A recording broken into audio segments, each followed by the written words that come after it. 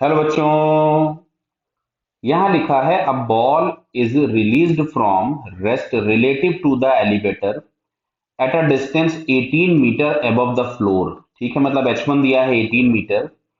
तो अगर h1 18 metre दिया हुआ है तो जो इनिशियल हिटिंग स्पीड होगी v, ये हो जाएगी under root of 2g h1। Clear है, हम लोग बाद में इसकी वैल्यू पुट कर लेंगे h1 की।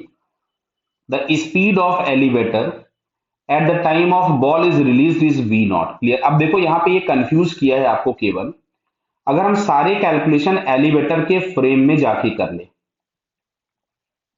तो एलिवेटर की जो वेलोसिटी होगी उसका कोई फर्क नहीं पड़ेगा किसी भी टाइप के कोलिजन पे। केवल चेंज क्या होगा, जैसे यहाँ पे डायग्राम में एलिवेटर का एक्सेलरेशन ए दिया है ऊपर g/4, तो जो रिलेटिव एक्सेलरेशन होगा वो हम लोगों के पास हो जाएगा g+g/4।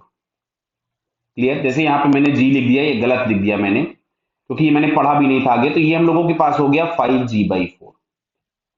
तो जो रिलेटिव एक्सेलरेशन होगा वो 5g/4 हो जाएगा। मतलब जो हम लोग यहाँ पे g लिख रहे हैं, इस g की जगह मेरे को अब लिखना पड़ेगा a। क्या क्लियर हुआ बताइए। जहां पे हम a की जगह लिखेंगे 5g/4। चलिए मैं वापस से क्वेश्चन पढ़ता हूं। भाई h1 हाइट से ड्रॉप करते थे तो हम अंडर रूट 2gh लिखते थे, जहां पे g होता था ग्रेविटेशनल एक्सेलरेशन। अगर हम लिफ्ट के फ्रेम में चले गए, क्योंकि लिफ्ट के फ्रेम से हम कोलिजन चेक करेंगे, तो लिफ्ट के फ्रेम से जो कोलिजन होंगे वहां पे जो रिलेटिव एक्सेलरेशन होगा वो हमारे पास हो जाएगा g प्लस सूडो फोर्स लगा लेंगे हम लोग, तो g/4 डाउन, क्योंकि एक्सेलरेशन ऊपर है तो उसका सूडो नीचे लग जाएगा, तो g+g/4 मतलब हो गया 5g/4। अब लिखा हुआ है determine the bounce of height h2 of the ball if elevator has upward acceleration g/4। ये पढ़ लेना चाहिए था पहले मेरे को। the coefficient of restitution is 2/3। Clear. तो देखो E बराबर हम लोग लिखते हैं relative velocity just after upon relative velocity just before, या हम लोग लिखते हैं रिबाउंसिंग अपॉन हिटिंग, और हिटिंग हुई थी v नॉट से।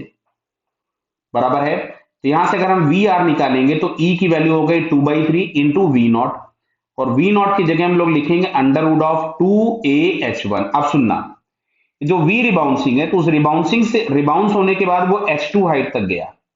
कहां तक गया? h2 हाइट तक। एक काम करो, इसको v लिख लो, नहीं पता चला वी नॉट से कंफ्यूज ना हो जाए। इसमें वी नॉट लिफ्ट की वेलोसिटी दी गई है, v है ये, है ना। बराबर। चलिए वापस आते हैं हम लोग।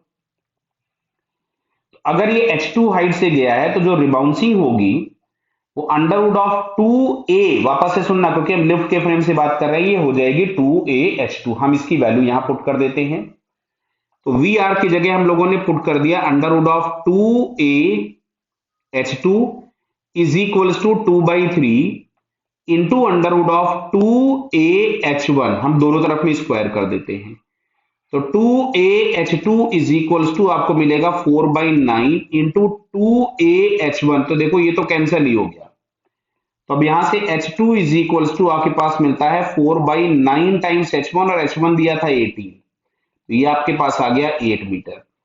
यानी फर्स्ट कोलिजन के बाद जो हाइट अटेंड होगी दैट इज 8 मीटर। क्या बेटा ये क्लियर हुई बात? बराबर। Okay, all the best.